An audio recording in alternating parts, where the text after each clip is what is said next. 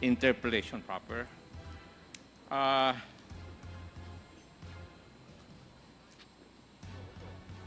Attorney Pua. Yes, Yeah. sir. Yeah, Mr. Chair.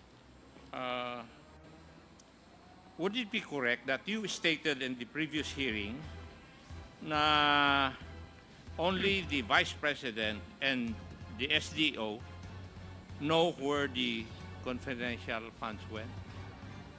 Based on the documents, Your Honor, I would assume so. Did you state that?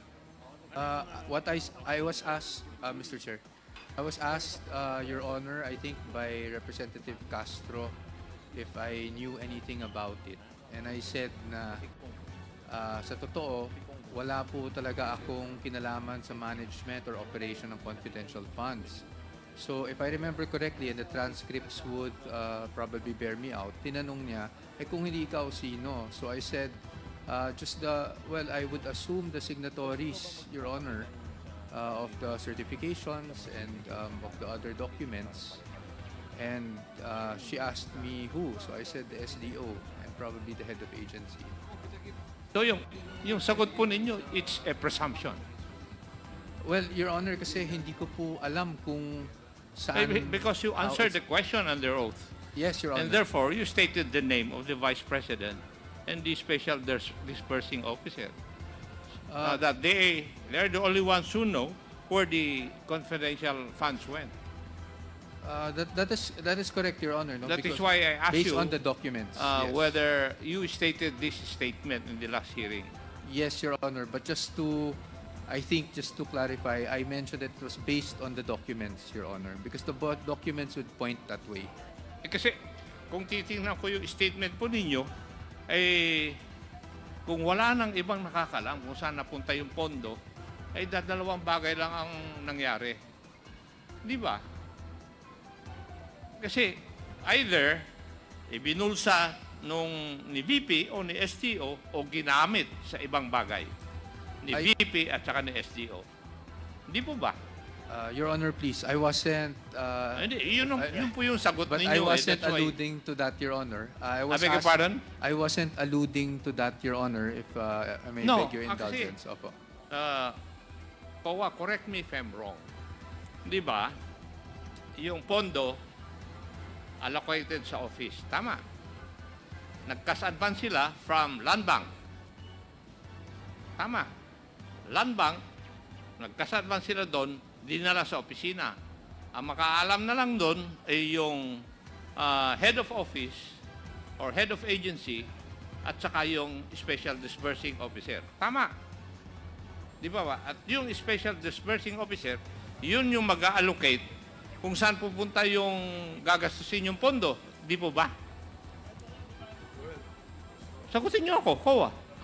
Do you agree with me? Yes. Pakisabi sa mic para marinig po lahat.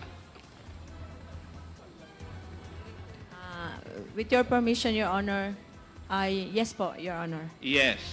And therefore, kung yung liquidation or clearing process ay hindi totoo at bogus, ibig sabihin, nagamit yung pera sa ibang bagay. Would you agree with me, Kowa?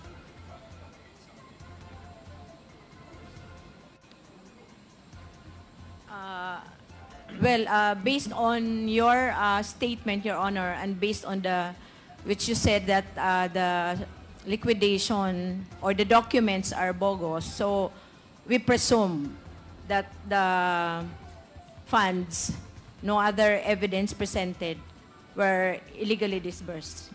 Hindi po ba kayo kumbinsido sa mga sagot ninyo at saka sa mga katanungan na aking mga kasama na yung DEPs or documentary evidence of payments or acknowledgement receipts ay puro may diferensya? Di po ba? And therefore, pag yung liquidation instruments, part of your clearing process or liquidation process, ay mali-mali na, eh saan napunta yung pera?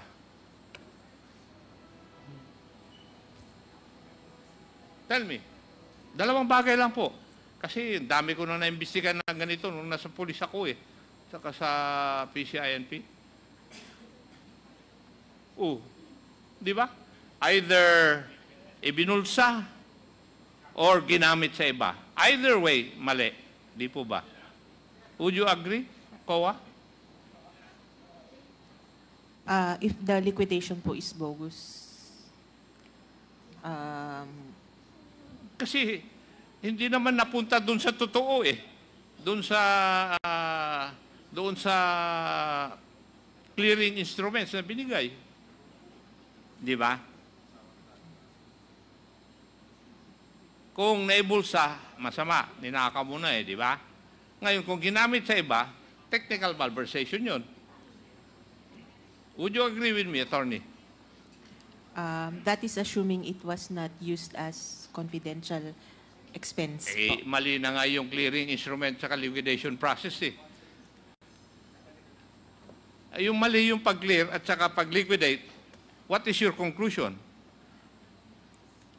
That the funds were not used as confidential. Supposed to be used. As As it is supposed to be It's used. supposed to be used. Yes. That is the logical conclusion. Hindi po ba? Would you agree with me, Madam Attorney? Personal opinion, yes, Mr. Chair. Ha? Personal opinion po, Mr. Chair, yes, I would have to agree. Ewan ko. Pero kasi sa dami na naimbestigahan ko, ganun ang nakikita ko eh. Kayo naman, ang tagal nyo na sa COA, hindi nyo pa rin nakikita yon.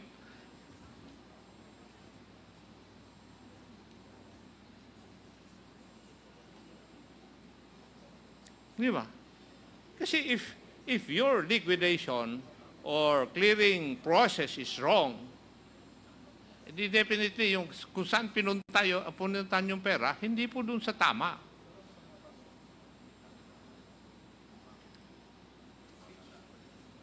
Could you give me an instance na mali yung liquidation process, tama yung pinuntahan ng pera? Pursuant to your guidelines.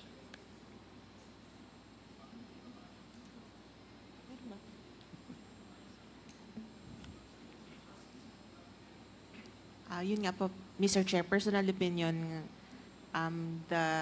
if the confidential funds were not used as it is intended to be used, it's already technical malversation. Yes, kasi kitang-kita naman na yung paggamit po nila sa pondo, eh parang nilegalize lang nila by their submission to you, yung DEPs nila o kaya ARs or acknowledgement receipts.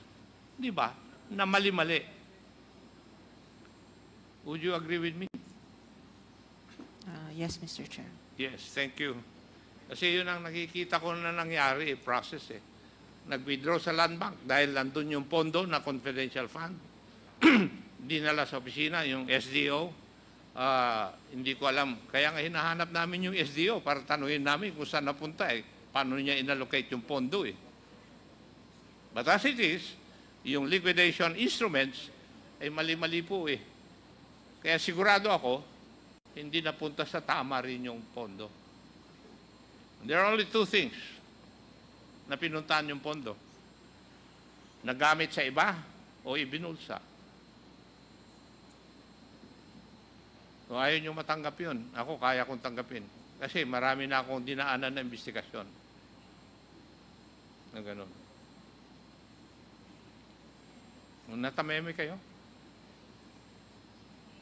Ha? Di ba? Could you please tell us? Kasi marami nangyayari ganito eh. Which, I think, you know. Kasi hindi lang naman doon sa OBP yan, tingin ko.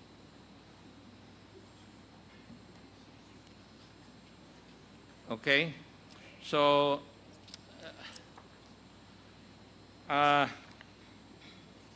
pwede po bang malaman?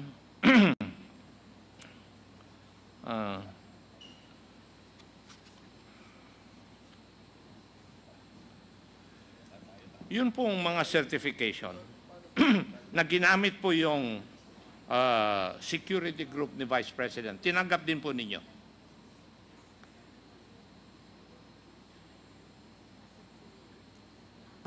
Mr. Chair, hindi po. Yung proof sa rewards ni OVP, hindi po.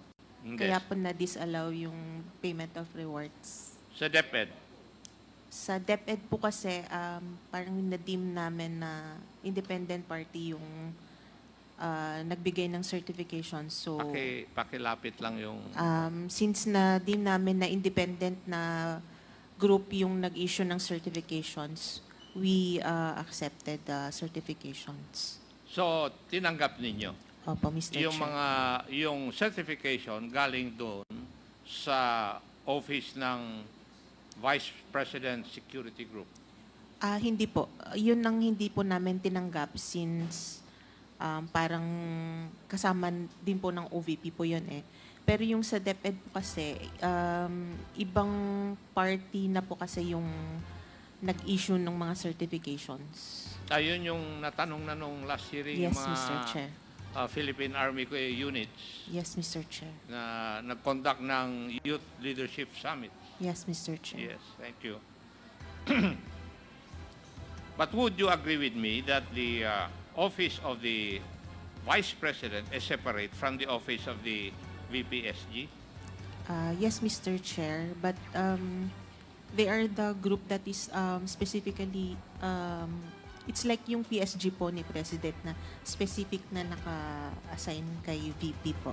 Kaya nga. And would you agree with me also that the office of the security group of the Vice President would have their own funds? Yes, Mr. Chair. Yes, and therefore would not need the confidential funds coming from the Secretary of the Department of Education and from the Office of the Vice President. Would you agree with me? Yes, Mr. Chair. Yes, thank you. Wala kasi dito yung mga kwan eh. Dapat yun ang tatanungin. Eh. Now, are you aware na there were 787 acknowledgement receipts where there were no names but there were signatures? Yes, Mr. Chair. You're aware of that. And there were 302 ARs that had unreasonable names. Would you agree also? Unreasonable names, Mr. Chair. Unreadable. Unreadable. Yes, Mr. Chair. Then there were 5 names repeated. That was not an observation, Mr. Chair. Yung repeated names po, hindi po namin naging observation. Hindi nyo nakita yon. Okay.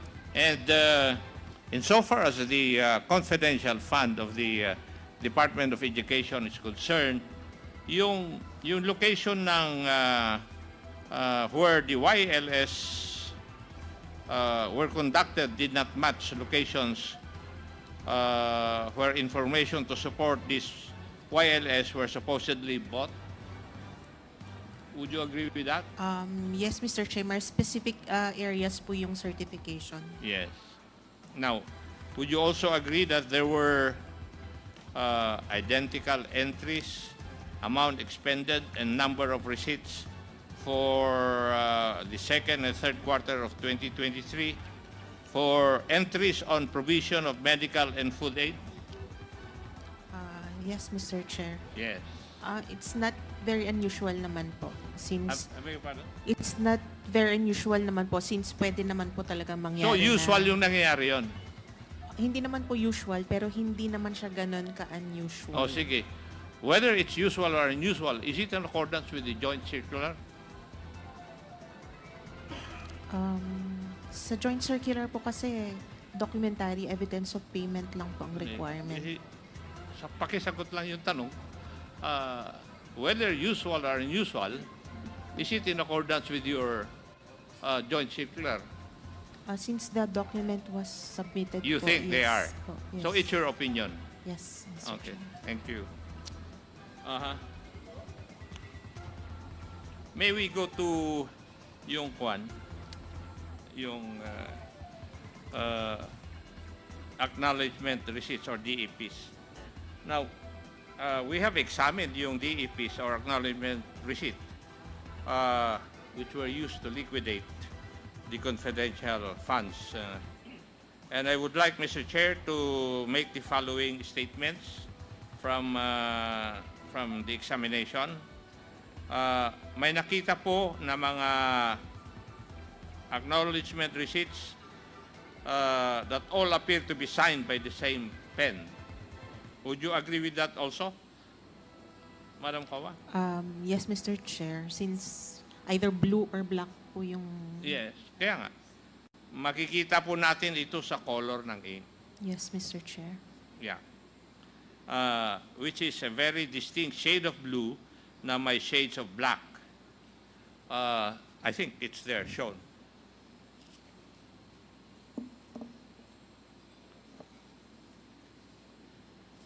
Yan di po ba yung acknowledgement receipts na nasa inyo? Yes, Mr. Chair. And wala po kayong napansin? Yung ni-note lang po namin is yung mga iba ang date, yung mga unsigned. Yun po, Mr. Chair. Ganon. Yes, Mr. Chair. Mr. Chair, I would just like to manifest that all these acknowledgement receipts are under the names of different persons, pero wala po dyan yung naulit. Dyan po sa 10 na yan. But if we look at it, the names and signatures of different persons appear to be written with the same pen with a distinct ink on different dates. I think this is highly irregular. Bilang ako, isang investigador. Now, Madam Attorney, you confirm that you have received these acknowledgement receipts as part of the submissions of the Office of the Vice President to liquidate their confidential funds? Yes, Mr. Chair. Yes. Okay. Now, would you agree with me that these 10 acknowledgement receipts appear to be written with the same color of ink? Yes? Like I said, sir, it's either blue or black po kasi yung ink. So, Gusto ko lang malaman yung sagot po ninyo. yes, Mr. Thank Chair. you. And this is a distinct shade of blue na almost black. Parang may gradient po siya. Tama. I cannot remember. Kaya nga ikaw, now, sabi mo, Mr. ang sagot Chair. mo, it's either blue or black eh. Kasi parang naglalaro yung ink na ginamit sa blue or black. Yes, Mr. Chair. Common Yeah. naman po yun na nakikita naman either blue or black ang signature. When you say common, sa lahat po ba ng opisina na in-audit niyo, ganyan? Either blue or black. Yes, Mr. Blue or Chair. black din? Sa lahat ng opisina ng gobyerno na in-audit ninyo? Yes, Mr. Chair. Like, kami rin, sir, either blue or black po ang ginagamit namin. Ha? Either blue or black din po yung ginagamit namin. Yeah. And I would like to show kung ano yung ink dun sa pag-imbestiga namin eh. Yan. Yung kulay. It's Prussian blue. Would you confirm that this is the same or very similar color as the ones in the ARs that were submitted to you? Hindi ko na maalala yung itsura, Mr. Chair. Okay. Tingnan po natin yung kwan. Yung pinirmahan ni Assistant or ASEC Ortonio. Hindi po ba parehas yung pinakita ko na Prussian blue? Mukhang parehas, Mr. Chair. Ha? Mukha pong parehas. Parehas. So, it's the same ink used by ASEC Lemuel Ortonio, the Assistant Chief of Staff of the Office of the Vice President. Tama? Mukha pong pareho, Mr. Chair. Now, Mr. Chair, there had been also observations that there are acknowledgement receipts which bear the same or similar handwriting. Parehas po ang handwriting. May nakita rin po ba kayong ganon, Madam Attorney, na halos parehas ang handwriting doon sa mga ARs? Hindi naman po kami experts sa handwriting, Mr. Chair. Hindi naman kailangan ng expert para makita ko minsan yan eh. Comsec, pwede ba ipakita yung kwan? Yung picture ng halos parehas ng kwan? Ng handwriting? Yung AR dated July 27, 2023 and July 25, 2023. Kung pwede ipakita.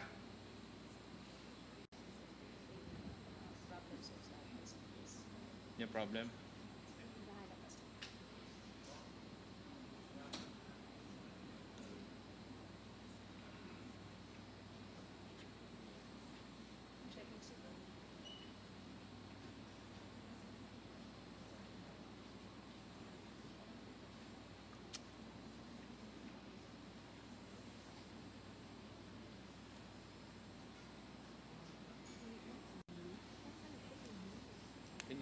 Hindi maikwan? Saan ba sila?